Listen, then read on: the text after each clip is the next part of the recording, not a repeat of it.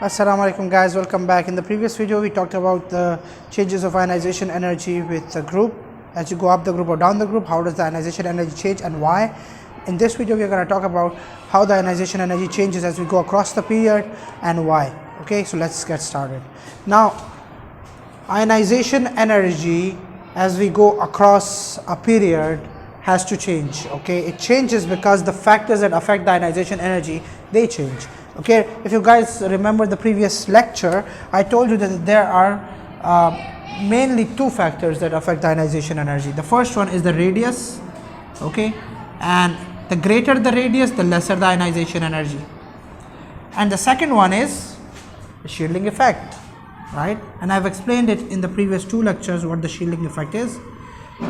Shielding effect is the opposition provided by the inner shell electrons to the outer shell electrons to shield it from the nuclear attraction, right? Just a quick recap of that definition. So shielding effect, as well as you increase the shielding effect, the ionization energy has to decrease. And the third factor is nuclear charge, or the nuclear charge or the charge density.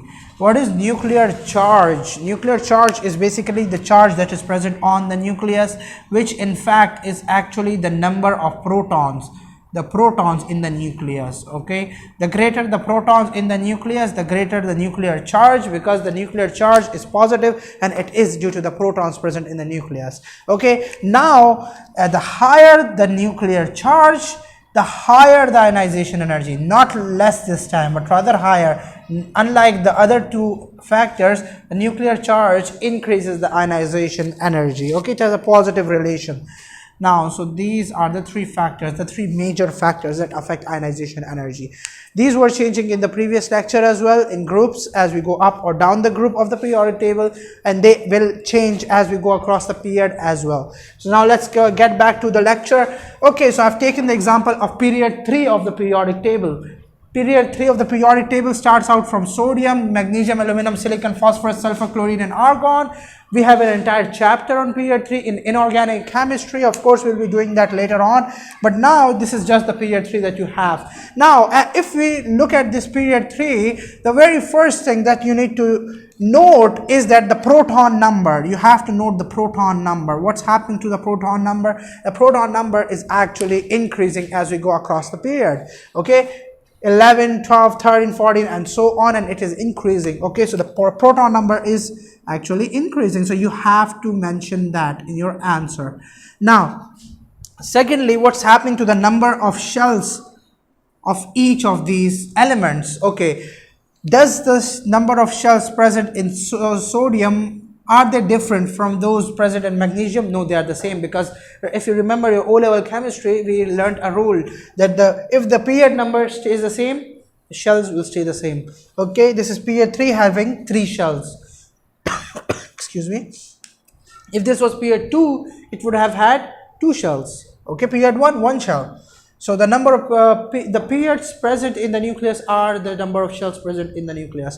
And now the number of shells is constant because it's the same period.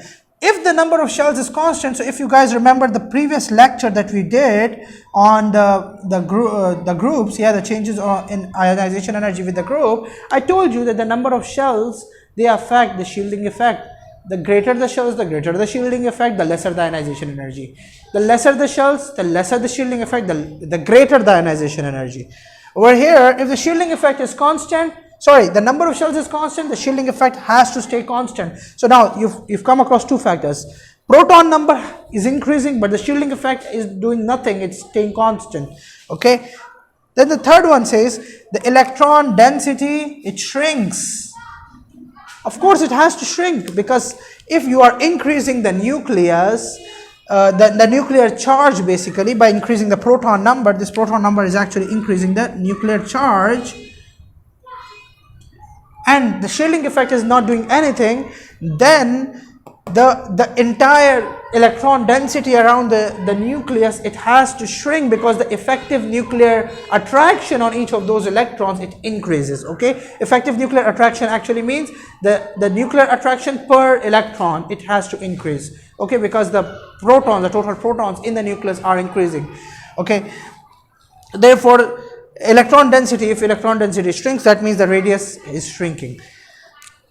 Then comes the charge density. Okay, let me first explain what charge density actually mean. Charge density is actually a ratio. Okay, it is a ratio of charge to volume. Charge per unit volume is charge density. Remember what is density? Density is the mass per unit volume, right? Charge density is the charge per unit volume. Excuse me. So now the charge density, as the radius decreases, and the charge increases, what will happen to the charge density? Will the charge density increase or decrease? Basically, it is the charge per unit volume, right? The charge is increasing, so of course it has to increase because it's in the numerator. And what's happening to the volume? The radius is decreasing, that means the volume is also decreasing, and they are inversely related. That means if the volume is decreasing, again charge density has to increase. So there is actually a double effect of increase, okay, in here. So therefore charge density will also rise. And if the charge density rises, let me give you this relationship, that the higher the charge density, the higher the ionization energy. Okay, this is also a factor. So the charge density is also one of the one of these factors, although it is a combination of two factors, the radius and the charge itself. Where is it? This one. But still the marking schemes do award marks if you do mention the charge density as well. So to be on the safe side, you do need to keep this key term in your answer. Okay, a charge density, what's happening to the charge density in this case? It is increasing. Okay, it is not decreasing, it is increasing, it's going up.